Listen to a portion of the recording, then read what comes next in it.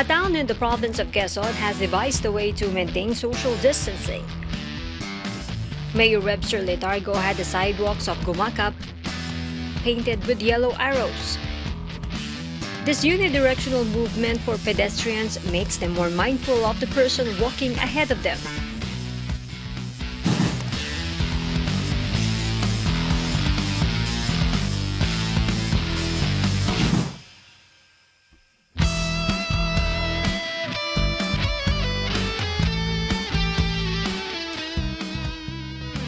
Compared to other towns in Quezon Province, Gumaca has a low incident of COVID-19 infection. It had only one confirmed case and the patient has already recovered.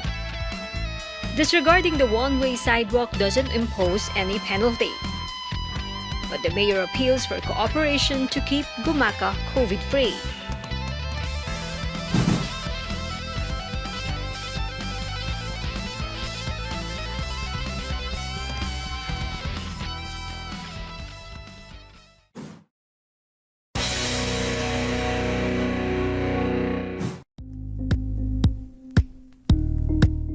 Thank you for watching Politico TV. Please like and subscribe to our channel for more videos.